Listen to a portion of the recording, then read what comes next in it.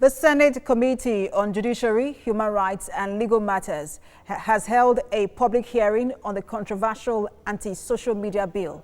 And from several contributions at the meeting, Nigerians are not relenting in their opposition of the bill and their call for its withdrawal.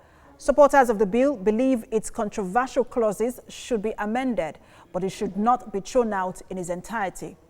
But those opposed to the bill insist that it holds no public interest, but instead empowers law enforcement agencies to infringe on human rights.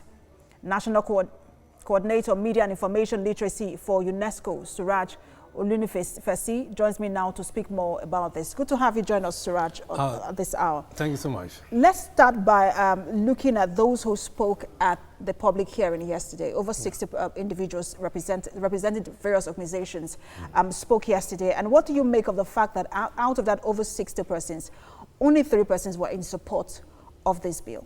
That tells you that the bill is a private bill sponsored by one senator, and the Senate, in its judgment, are taken to public, where the public opinion is sought.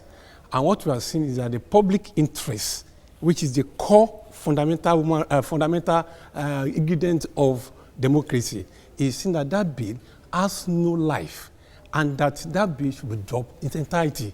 It tells you that that bill does not have any right in the public space. It tells you that that bill will gag the press, will also censor the media, will bring in about a chilling effect, and it's also going to criminalize free speech. When you have majority supporting, saying that this bill does not have any meaning, it means that those who are promoting it are only promoting private interests, not public interests. All right, I want to draw your attention to a comment made by the military spokesperson at the public hearing yesterday. He said, fake news that target the military has security and security implications on security and security personnel. So how do we then resolve issues like this where, look, the military spokesperson rather is saying, look, this has serious implication on national security? You see, what do you mean national security? You see, the truth is that freedom of expression promotes national security. You see, when you look at French Revolution says that those people that invaded the Bastille to destroy it are not people who were deprived of making, who are given opportunity to make free speech. But these are people who are deprived of making free speech. Because when men are chased away from arena where they can make free speech, they automatically sent to an environment where revolutions are born. See, free speech, fake news has always been there. And let me tell you, who promotes fake news? You only see fake news when there's politics on ground. The politicians are the victims of the fake news. They also promote hate speech. Go back to 2015, 2019, when you analyze what has been happening in the public conversation, you see that the politicians will know the speeches they all made. Let us not come here to talk about it. But we know those people who say that if they don't win election, this country will turn bloody. Well, we know so many things that were said at that point. Allow me to butt in at this point. Do you also agree with the supporters of this bill that, look, it shouldn't be thrown out, but some clauses should be amended? No, it should be thrown out because there is no basis for the bill.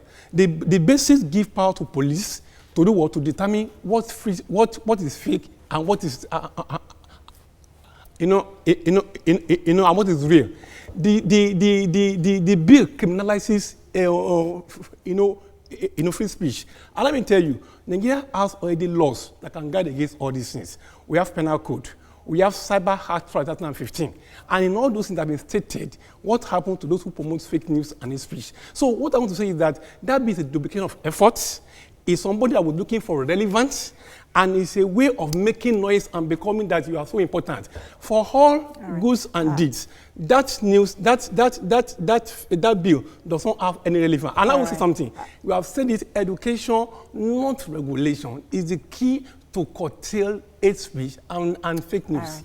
Many thanks for your time on this issue. National Coordinator, Media and Information Literacy for UNESCO, Suraj. Thank you so much. Thanks for your time. Yeah. And coming up on TVC News at